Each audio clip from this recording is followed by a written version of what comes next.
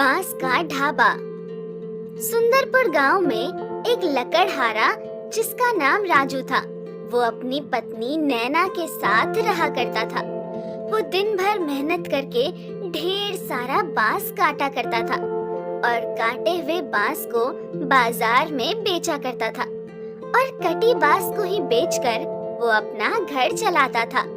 एक दिन जब वो बांस काटने जा रहा होता है तब अपनी पत्नी नैना से कहता है, नैना, ओ नैना, तुम भी ना कभी कभी मेरी बात ही नहीं सुनती हो। मैं तुम्हें कब से आवाज लगा रहा हूँ, जरा मेरी कुल्हाड़ी ला कर दो, मुझे बांस काटने जंगल जाना है। ओहो, इतना चिल्ला क्यों रहे हो? अभी आई, जरा ठहरो, ये लो तुम्हारी कुल्हाड़ी। भगवान जाने ये चिल्लाना कब बंद करेंगे। ठीक है, मैं जंगल जा रहा हूँ। ये जो बांस बची है उसे तुम अच्छे से रख दो और जब मैं बांस काट कर लाऊंगा तो एक साथ मिलाकर बाजार में बेच दूंगा। और राजू इतना बोलकर बांस काटने जंगल चला जाता है।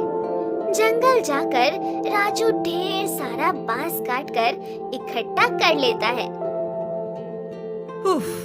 चलो, बाजार में बेचने के लिए इतना बांस तो काफी है और घर पर भी मैंने थोड़ी सी बांस रखी हुई है, उसे मिलाकर मैं बाजार में बेच दूंगा। अब घर चलता हूँ, शाम होने को है, आखिर बाजार भी तो जाना है। राजू काटे हुए बांस को अपने सिर पर रखकर घर के लिए निकल जाता है और घर पहुँचते ही अपनी पत्नी नैना से कहता है, नैना, जरा सुनती हो? मैं जा रहा हूँ बाजार ये बांस बेचने के लिए। तुमने जो अंदर से बांस रखी थी वो मुझे लाकर दे दो, उसे मैं साथ में बेचूंगा। हाँ जी, ये लो, और एक भी बांस नहीं बचनी चाहिए, सारे के सारे बेच कर ही आना। राजू बाजार चला जाता है, जहाँ राजू अपने सारे कटे हुए बांसों को बेचकर घर लौट जाता है और अपनी पत्नी नैना से कहता है, नैना, जरा जल्दी खाना लगा दो, मैं सुबह से काम करते करते थक गया हूँ। हाँ जी, अभी लगाती हूँ, आप हाथ मुंह धो लो। इसी तरह राजू हर दिन बांस काटकर बाजार में बेचा करता था। एक दिन उसकी पत्नी ने राजू से कहा, अजी सुनते हो, आज मैं भी आपके साथ बांस काटने के लिए जंगल जाऊंगी, ऐसे आपकी मदद भी हो जाएगी। ठीक है भाग्यवान, तुम तो अपनी ही मनमानी करती हो, चलो अब देर हो रही है। और फिर दोनों मिलकर जंगल चले जाते हैं, जहाँ राजू बांस काटकर नैना को देता और नैना उस बांस को इकट्ठा करती है। बांस काटते हुए नैना और राजू को घर आने में देर हो जाती है। बहुत सारे बांस काट लिया हूँ, अब घर चलता हूँ। हाँ, तुम बिल्कुल सही कह रहे हो, अब हमें चलना चाहिए। राजू और नैना अपने कटे बांसों को सिर पर उठाकर घर लौट रहे होते हैं। वैसे ही राजू को रास्ते में भूख लग जाती है और राजू नैना से कहता है, ओहो नैना, मुझे तो बहुत जोरों की भूख लगी है। ओहो, आज तो मैं भी घर पर नहीं थी, आज तो मैंने खाना ही नहीं बनाया। कोई बात नहीं, मैं गांव में ढाबे में खा लूंगा। फिर राजू और नैना दोनों गांव के ढाबे में जाकर खाना खाते हैं, जहां नैना को वो ढाबा देखकर एक तरकीब सूझती है और अपने पति से कहती है, अजी सुनते हो, मेरे पास एक तरकीब है, क्यों ना हम दोनों मिलकर कुछ ऐसा ही ढाबा खोल दें जो बांस की बनी हो। हम दोनों मिलकर एक बांस का ढाबा बनाएंगे और उस ढाबे में मैं स्वादिष्ट खाना बनाकर बेचूंगी। तुम्हें तो पता ही है कि मैं बहुत ही अच्छा खाना बनाना जानती हूँ। हाँ, तुम बिल्कुल सही कह रही हो। इस ढाबे के पास एक जगह है, हम दोनों मिलकर उस जगह में एक बांस का ढाबा खोलेंगे। नैना की बात सुनकर राजू अगले दिन अपनी कटी हुई बांस से एक नया ढाबा खोल लेता है।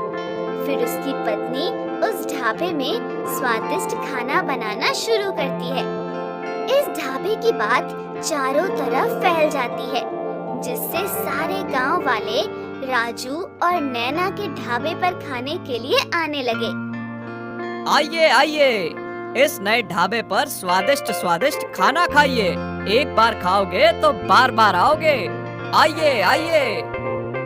देखते ही देखते वहाँ गांव वालों की भीड़ हो जाती है, जहाँ गांव वाले राजू भाई, मुझे दाल मखनी और रोटी दे दो। हाँ बहन जी, मुझे भी दाल और भात, उसके साथ स्वादिष्ट सब्जी भी दे दो।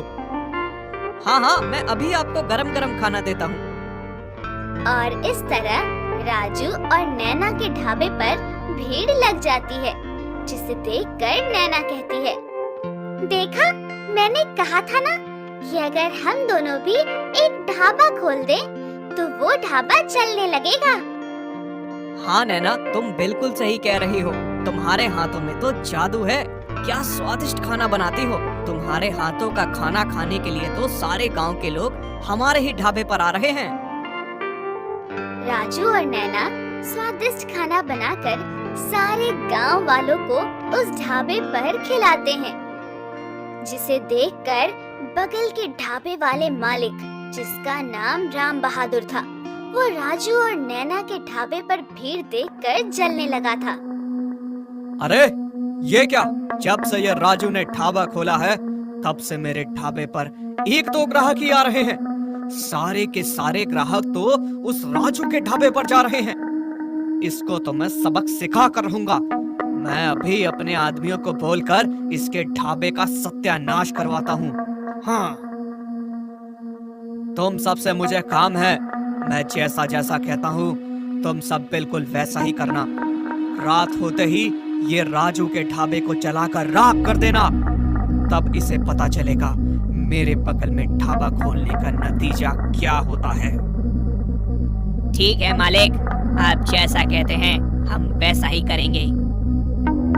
राम बहादुर अपने आदमियों से कहकर रात होते ही राजू और नैना के ढाबे पर आग लगा देते हैं और वहाँ से भाग निकलते हैं।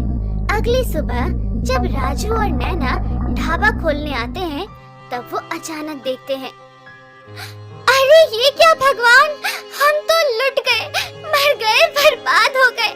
ये हमारे ढाबे को किसने जलाकर राख कर दिया। हाय रे हाय, कीड़े पड़े जिसने मेरे बनाए हुए ढाबे को जलाकर राख कर दिया। भगवान उसका कभी भला नहीं करेंगे। अब हम क्या करेंगे, हमारा ढाबा तो जलकर राख हो गया है। रो मत नैना, मैं कुछ सोचता हूँ। और फिर वो दोनों मायूस होकर आगे की सोचते हैं, जहाँ राजू को उसके दिमाग में एक तरकीब सूझती है और नैना को अपनी तरकीब कहता है। नैना, मायूस मत हो, मैंने कुछ सोचा है। हम दोनों मिलकर फिर से एक नया ढाबा खोलेंगे। मैं कल ही जाकर ढेर सारे बांस काट कर लाऊंगा और फिर से पहले जैसा ढाबा बनाऊंगा। तुम उदास मत हो, इसके लिए भी मैंने कुछ सोचा है। जब ढाबा बन जाएगा तो क्यों ना एक रात तुम आकर ढाबे पर पहरा देना, अगली रात मैं आकर पहरा दूंगा, जिससे हमारे ढाबे को कोई नुकसान न पहुंचा सके। और इस तरह राजू अपनी पत्नी को पहरा देने के लिए कहता है और अगली सुबह राजू ढेर सारे बांस काटकर फिर से दोबारा मेहनत करके एक बांस का ढाबा बना लेते हैं और फिर पहले जैसे ही नैना उस ढाबे पर अपने हाथ से बने स्वादिष्ट खाना बनाना शुरू करती है। आइए आइए, हमारे ढाबे का स्वादिष्ट खाना खाइए। हाँ, आइए आइए, भाई बहनों, एक बार खाओगे तो जिंदगी भर याद रखोगे। और इसी तरह फिर से राजू और नैना के ढाबे पर लोगों की भीड़ जम जाती है। देखा नैना, मेहनत करने वाले की कभी हार नहीं होती। अगर हम उसी तरह रोते रह जाते तो आज हम दोनों फिर से ये ढाबा नहीं खोल पाते। हाँ जी, तुम बिल्कुल ही सही कह रहे हो। आज मैं भी बहुत खुश हूँ।